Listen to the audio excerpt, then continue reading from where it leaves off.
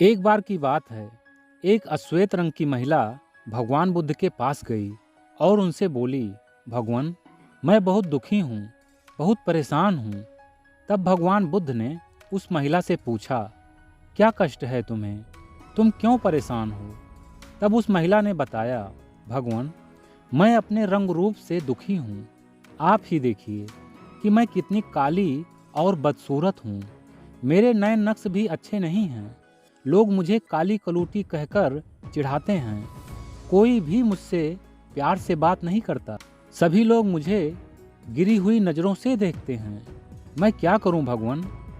मेरे घर में मेरी बूढ़ी माँ है, जिसकी देखभाल और खाने पीने की सारी जिम्मेदारी मुझे ही उठानी पड़ रही है, जिसके चलते मुझे सारा सारा दिन तेज धूप में ही खेतों में काम करना पड़ता है। इसीलिए मैं दिन प्रतिदिन और भी काली होती जा रही हूँ। क्या रंग रूप के चक्कर में मैं अपना दैनिक कर्म करना छोड़ दूँ? इन सब वजहों से मैं बहुत ही ज़्यादा दुखी हूँ। अब आप ही बताएं कि मैं क्या करूँ?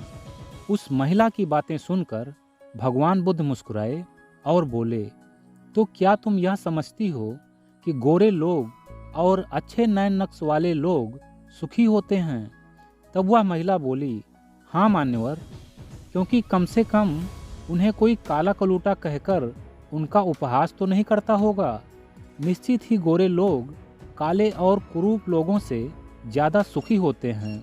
तब महात्मा बुद्ध बोले, क्या तुम ऐसे किसी व्यक्ति या महिला को जानती हो जो गौर होने के कारण सुखी हो?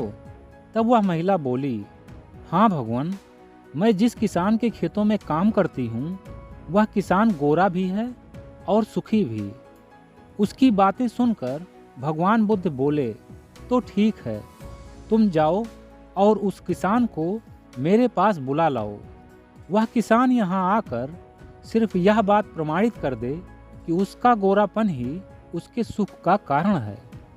भगवान बुद्ध की बातें सुनकर वह अश्वेत महिला बोली, ठीक है भगवान, मैं अभी जाती हूँ और उस किसान को बुला कर ले आती हूँ।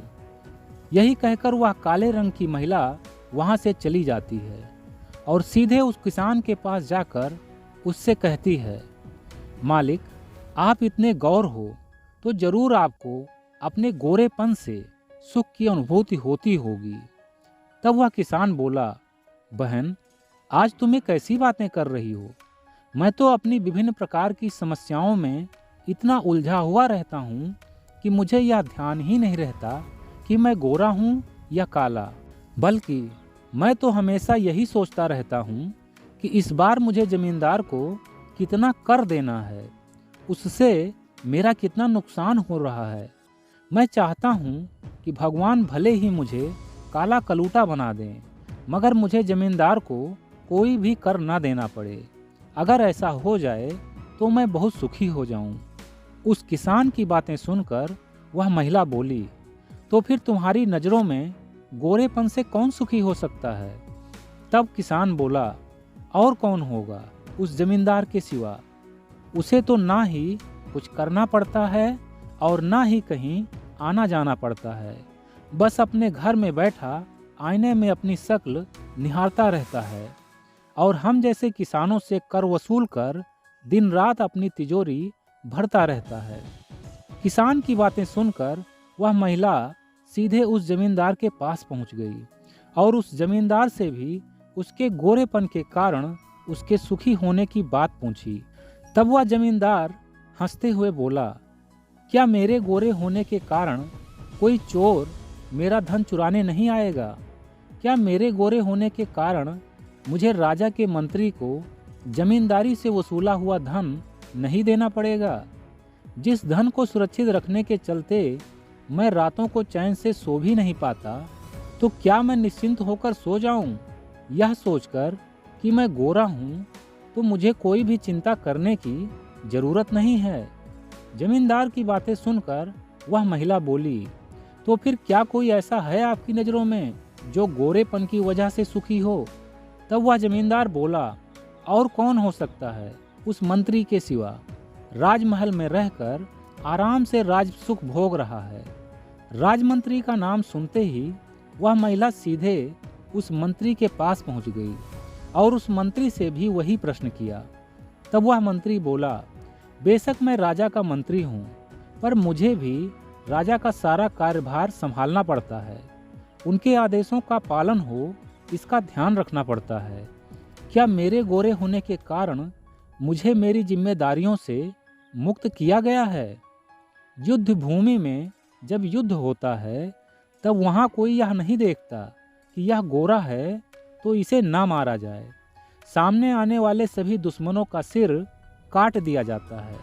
फिर वह चाहे गोरा हो या काला, इससे कोई भी फर्क नहीं पड़ता। मंत्री की यह सब बातें सुनने के बाद उस औरत ने पुनः मंत्री से प्रश्न किया, तो क्या आपकी नज़रों में ऐसा कोई व्यक्ति है? तब उस मंत्री ने बताया कि ऐसा कोई व्यक्ति तो नहीं, पर मेरी नज़रों में एक सुंदर सी स्त्री है, जिसकी सुंदरता पर स्वयं हमारे महाराज मोहित हो गए थे और उसे अपनी रानी बनाकर अपने साथ ले आए थे। अब वह यहाँ की रानी बनकर राज सुख का भोग कर रही है। निश्चित ही वह अपनी सुंदरता से ही सुखी है। मंत्री के मुंह से रानी के बारे में यह सब सुनकर वह काली महिला खुश हो गई। उसने सोचा, चलो कोई तो मिला जो अपने गोरेपन, अपनी सुंदरता की वजह से सुखी है। यही सोचकर महिला ने मंत्री से रानी से मिलवाने का आग्रह किया। तब उस मंत्री ने रानी के पास सूचना भिजवाकर उस महिला को रानी के कक्ष तक भिजवा दिया। तब उस महिला ने खुशी खुशी रानी से प्रश्न किया, मैंने सुना है कि राजा साहब स्वयं आपकी सुंदरता पर मोहित होकर आपको अपनी रानी बना लिया है। निश्चित ही आपकी सुंदरता के ही कारण आपको यह राज सुख प्राप्त हुआ है। क्या यह बात सत्य है? उस महिला की यह सब बातें सुनते ही वह रानी क्रोध से भर गई और क्रोधित स्वर में बोली, राजसुख? यह राजसुख नहीं है। मेरे लिए तो यह एक काल कोठरी है, जिसमें रहकर मैं ना जाने किन बुरे कर्मों का फल भोग रही हूँ। मेरी सुंदरता ही मेरे लिए अभिशाप बन चुका है। तब वह महिला बोली, आप ऐसा क्यों कह रही हैं? आखिर ऐसा क्या हुआ है आपके साथ जो आप अपनी सुंदरता को अभिशाप बता रही हैं? तब रानी ने रोते हुए अपनी आप बीती उस महिला को सुनाने लगी। रानी बोली, मैं एक गरीब परिवार की स्त्री हूँ। 2 वर्ष पहले यह राजा शिकार खेलने निकला था और प्यास से व्याकुल होकर मेरे गांव आ धमका। इसके साथ कुछ सैनिक भी थे। मेरे घर के सामने आकर इसने मेरे पिताजी से पानी पिलाने का अनुरोध किया। पिताजी ने मुझसे पानी मंगाया। मैंने बाहर आकर सभी को पानी पिलाया। जब इस राजा ने मेरी सुंदरता पर गौर किया तो यह मुझ पर मोहित हो गया और मेरे पिताजी से मेरा हाथ मांगने लगा। पिताजी ने मेरी राय जाननी चाहिए, पर मैंने मना कर दिया, क्योंकि मैं किसी और से प्यार करती थी और उसी के साथ जिंदगी जीना चाहती थी। मेरे मना करते ही यह राजा क्रोध और अपमान से भर उठा। फिर इसने अपने सैनिकों को आदेश देते हुए मुझे जबरन अगवा कर लिया। पिताजी के विरोध करने पर इसके सैनिकों ने पिताजी को बहुत मारा पीटा और मुझे उठाकर यहाँ ले आए। तब से मैं यहीं हूँ और हर दिन घुट घुट कर जी रही हूँ। इस राजा ने मेरे आसपास कई दासियों को लगा रखा है, जो हर पल मुझ पर नजर रखती हैं। इसीलिए अब ना तो मैं यहाँ मर सकती हूँ और ना ही खुशी से जी सकती हूँ। मेरी यह सुंदरता ही मेरे लिए अभिशाप बन चुका है।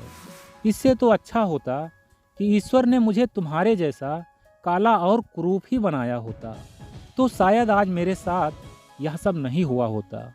यही कहकर वह सुंदर रानी सिसक सिसक कर रोने लगी। रानी की आप बीती सुनकर काली महिला को सब कुछ समझ आ चुका था। वह रानी से विदा लेकर सीधे महात्मा बुद्ध के पास पहुंची और सारा घटनाक्रम कह सुनाया।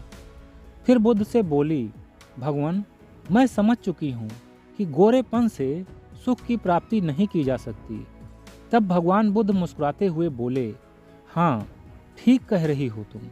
चेहरे की बनावट या रंग रूप से सुख की प्राप्ति नहीं हो सकती, क्योंकि जिस गौर रूप की तुम चाहत रखती हो, वही गौर सुंदरता किसी के लिए अभिशाप है।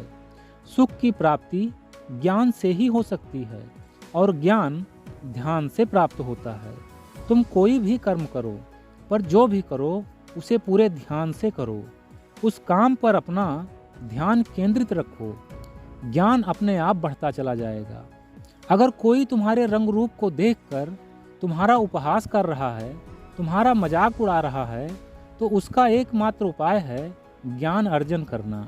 ज्ञान की तलाश करो, सीखो, समझो और ज्ञानी बनकर कुछ ऐसा कर दिखाओ जो उपहास उड़ाने वाले ने कभी सोचा ही ना हो। फिर वह जीवन में कभी भी तुम्हारा मजाक उड़ाने की चेष्टा भी नहीं कर सकेगा। ईश्वर ने तुम्हें जैसा भी रंग रूप दिया है उसे सहर्ष स्वीकार करो, क्योंकि उसे तुम बदल नहीं सकते। जो तुम्हारे वश में ना हो उसकी चिंता करना भी व्यर्थ ही है। तुम जैसे भी हो सुंदर हो। तुम्हारे जैसा कोई दूसरा इस संसार में नहीं है। खुद से प्यार करना सीखो, खुद पर गर्व करो, क्योंकि इस प्रकृति ने तुम्हें भी सब कुछ वही दिया है जो किसी गोरे काले, अमीर गरीब और अच्छे बुरे लोगों को दिया है। हवा, धूप, जल, पृथ्वी, सब कुछ तुम्हें भी उतना ही दिया है जितना हर मनुष्य को दिया है। जब उसने यह सब देने में काले गोरे, ऊंच नीच का भेद नहीं किया, तो तुम खुद ही यह भेद क्यों कर रहे हो? अब जाओ और ज्ञान ध्यान के दीपक से अपने अंदर और बाहर की दुनिया को रोशन करो और हमेशा खुश रहने की कोशिश करो। उसके बाद वह काले रंग की महिला महात्मा बुद्ध को प्रणाम करके चली गई। बुद्धम शरणम गच्छामि। दोस्तों, आपको यह कहानी कैसी लगी हमें कमेंट करके जरूर बताइएगा और इस वीडियो को लाइक और शेयर भी कर दीजिएगा। ओके फ्रेंड्स, तो हंसते रहिए, मुस्कुराते रहिए, हर दिन कुछ अच्छा सीखते और सिखाते रहिए। मैं मिलता हूँ नेक्स्ट वीडियो में एक नई मोटिवेशनल स्टोरी के साथ। तब तक के लिए take care, wish you all the best, bye bye.